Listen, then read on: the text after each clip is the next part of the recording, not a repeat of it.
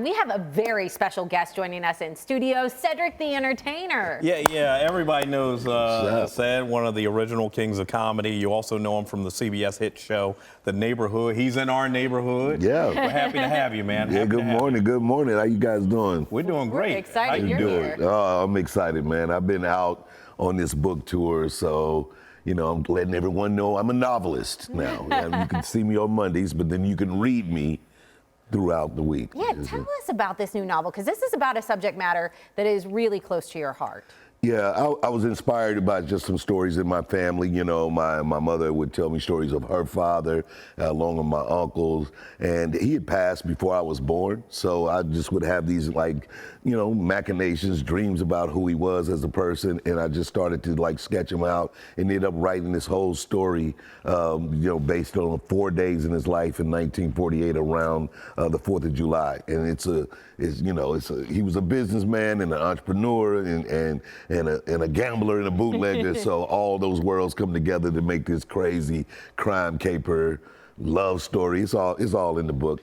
So the title of Flipping Boxcars. Yeah. Right. How do you explain that to the person who's watching this interview, Ced? Well, you know, in the story, he was a gambler. So I love that you have these dice here, but 2 6s on those are boxcars. That's considered a gambling term. And then he also has to do a crime caper with railroad boxcars using some Pullman Porter friends. And so we kind of bring in that whole world, and they flip boxcars. So everything is happening. So it's like it's just a little play on the words of the terminology. How much of the book is based in reality, your grandfather's story, and how much of it is fictional? Man, you know, it's hard to tell because in my mind, some of these stories, you know, they'll cross over. But I took some of the real basis of his personality, the fact that he owned a restaurant that was connected to a hotel that also had a gambling facility in the back. He was friends with the sheriff of the town. They were great friends. And then the town where it takes place, Carruthersville, Missouri. So I used to live there as well. I'm from near that area. Where? That's really funny. Steele, Missouri? Yeah, you're right there. Get out. That's right there. That's too funny. Oh, Brooke, that's crazy. So that's wild. So yeah, so it's literally where I grew up to until I was like 10 years old, 9 or 10. And so I used a lot of the stuff from the stories in the city, and then I painted the picture. So it's probably I would probably say it's 70-30, 70% real, and then 30% is the story that I created. How important, Cedric, is it to tell the story of your grandfather? Because obviously, you know, a lot of times we don't get a chance to enlighten people about what the people were like who preceded us. And I read where you said, here you have this worldwide fame. You're on the Hollywood Walk of Fame. You've accomplished so much in your career, but your grandfather may not have had that opportunity. Right. And that's what I think really was one of the great inspirations to write this book, because as I started to, again, feel him and recognize that I had so much of his personality, even some of his, natural hustle, get up and growing up in a single parent household, I was like, where did I get this from? You know, where did I get this man stuff that I got? You know, it's machismo, but in a way that's about family, that's about going to be on your grind, about creativity. And so I really, while writing the book, started to really discover that connection with him, with my grandfather, and really feel blessed that, you know, that I was able to tell his story from a perspective that came out of me, you know. And so I think that's exciting. I want people to, I say this in the acknowledgments, I want people to do that. Go and talk to their elders. Go and find out their family stories. You'll be surprised that the things that you love to do or that you're driven to do may already be inside you, like somebody that they just didn't have those opportunities in the pre-civil rights world. So, you know. One of the things that I thought was super interesting, I was reading an interview that you had done, And you had talked about how through this book you were able to write him a different ending. Yeah. And I thought that was really cool. I mean, in a way, it does give a different perspective to the story, and it's got to feel good to get that accomplished. Yeah, you know, because you want to embrace, like, again, you embrace, to me, I always think about so many of our stories, especially when we see movies, they always kind of have the slavery aspect of it, and everything kind of ends with this, they didn't win, but the spirit of us wins, like you generations later, and here you are on the news. So somebody won, you know, so let's not end our story there. We can tell this, and especially in a fictional tale, like in this novel, I'm able to just kind of let this character live on and do great things and do cool stuff, and that's what I'm gonna do. Cedric, you obviously have a mound of influence. What is the single greatest piece of advice you give to younger people? And I'm going to say to younger people who, like your grandfather, don't have all the advantages in life. Yeah. I mean, the biggest thing that I always try to get people to recognize is that you are unique and that you have a very specific DNA that no one else can offer. Believe that, live for it, try to be as honest and purposeful in life as possible, and you'll recognize that just you being you will offer something to somebody else really great.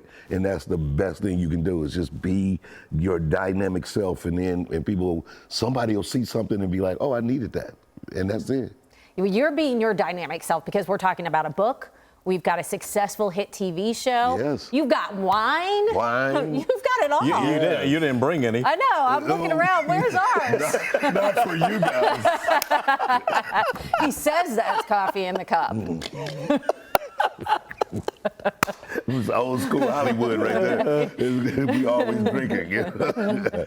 That's pretty impressive. That's quite a lot to take on. What inspired you to do all of these different things? Well, most of them, I mean, really were tributes to my family. The wine is Seta wine. My mother's name is Rosetta, and so we took her name.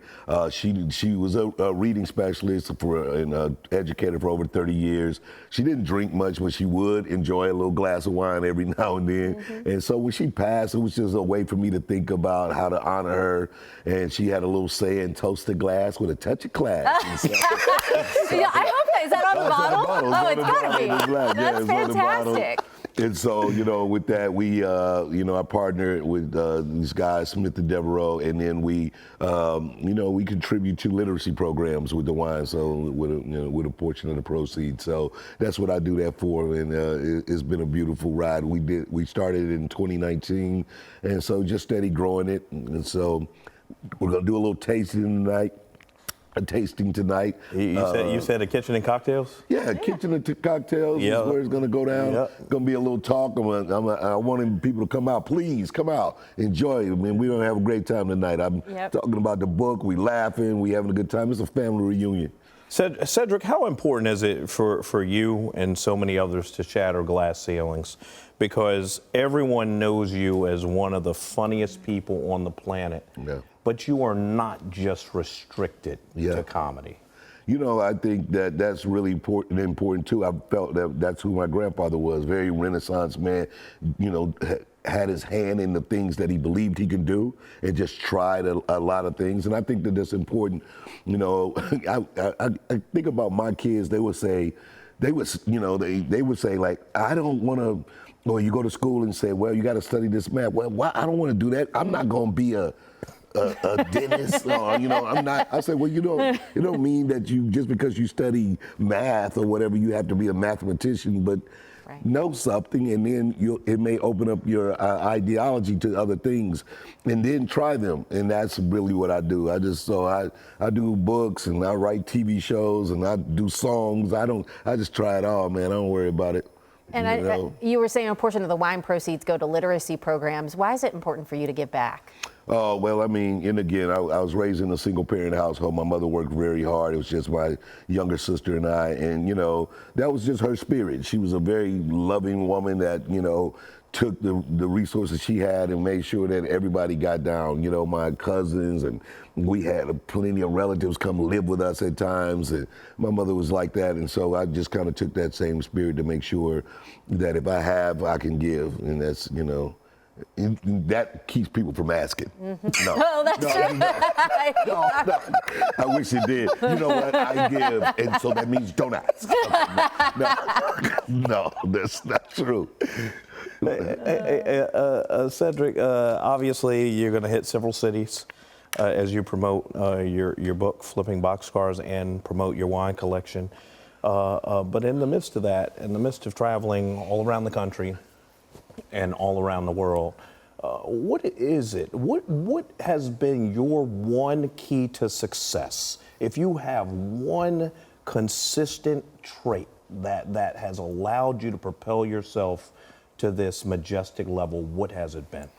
Man, I would say it's a combination of consistency and humility. I stay humble. I have you know, a lot of great successes, as you said, but I go to work like I got a job. I don't treat it like I'm super famous. So, you know, I come in, I speak to everybody. That's the way I do it all around the world. Like, just very a guy that's another dude in the room, you know. So, but I'm also consistent. Like, I get up, I do the job that I'm supposed to do. I'm there on time. I'm there like the president of the company. That's like it belongs to me. So I think that those things really lend to goodwill. Like, people hear about you and then they want to hire you for other things, and then that also just kind of allows for that consistency in the work product. So I just stay true to that, man.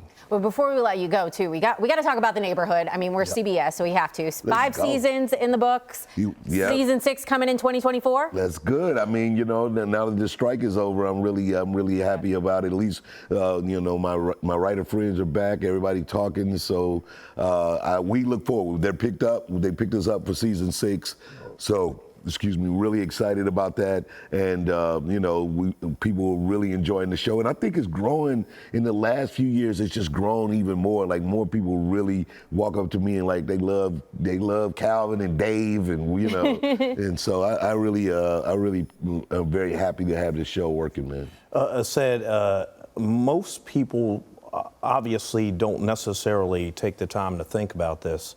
But when I look at you and I look at, you know, Anthony Anderson, and I look at D.L. Hughley, and I look at others, how much do you relish the fact that African Americans are now being featured in shows on the big networks where that wasn't always the case?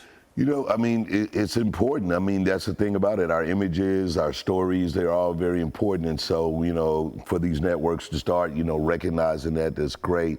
And not just the people in front of the cameras. We got a lot of great, you know, show creators and, you know, executive producers that are now, you know, like Blackish, you know, Kenya Burris and Lena Waithe. And, you know, it's a lot of people back, you know, out behind the scenes as well, with big ideas, big shows working.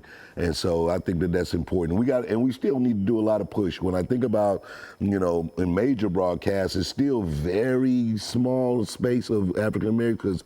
Blackish is off the air now, and so it's kind of leaves my show, and then maybe Bob Hart's Abishola, and then you're on streamers. Now you got to go to, you know, The Shy and, you know, and Sugarland, and you got to go to those kind of, you know, those kind of networks to find, like, again, our faces and our stories. And so, you know, it still needs a lot of work, man. So that's one of the big things in, you know, some of the negotiations, you know, where that was necessary, you know, behind the scenes, where we're talking about the big items, AI, you know, some, you know, where the money was hiding, but also really opening up the space for even more diversity on the executive side and behind the scenes. So it's important. Something that also really stands out to me, just knowing the part of the world, Crothersville. The fact that you go from Crothersville, Missouri to Hollywood, like that's crazy. If you're not from that part of the world, I don't know if you can fully appreciate how crazy that is. I mean, how do you even have the drive to do that? How do you get there? Well, you know, I mean, when I was a kid, I was with my mom.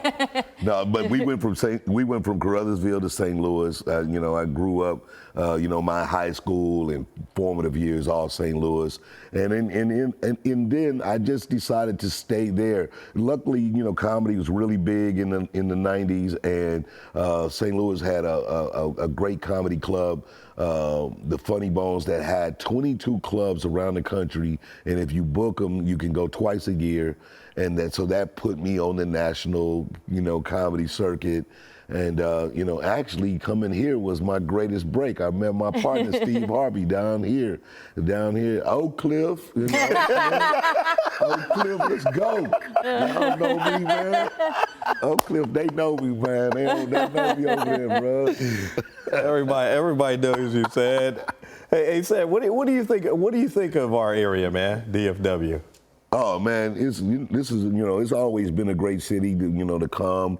You know, a lot of great restaurants, cool people to hang out with. It feels progressive to me. Like, you know, being from Missouri, you know, even the black businessmen, just the city itself, it feels progressive. People have things and cool restaurants and spots you can stop in, and it just has a very metropolitan energy, even though it's, you know, the South. And so Dallas has always been like live, you know. I mean, you know, God bless y'all got the Cowboys. Oh. I'm just messing with people. Now I'm trolling. Now I'm just I trolling. see that. I'm just gonna have people run me over off the road. I'm good. I'm just messing with y'all.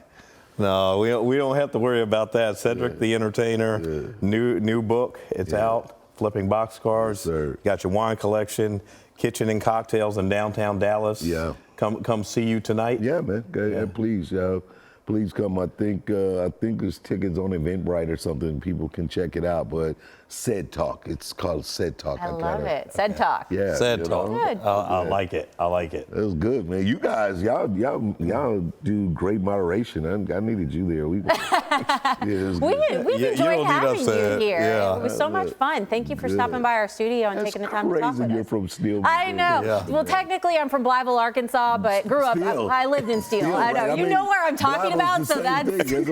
We would actually go there to go shopping. Yeah, this is true. That was the big city around there. It was the big city. But I tell you what, you will never find better catfish than you will in that part of the world.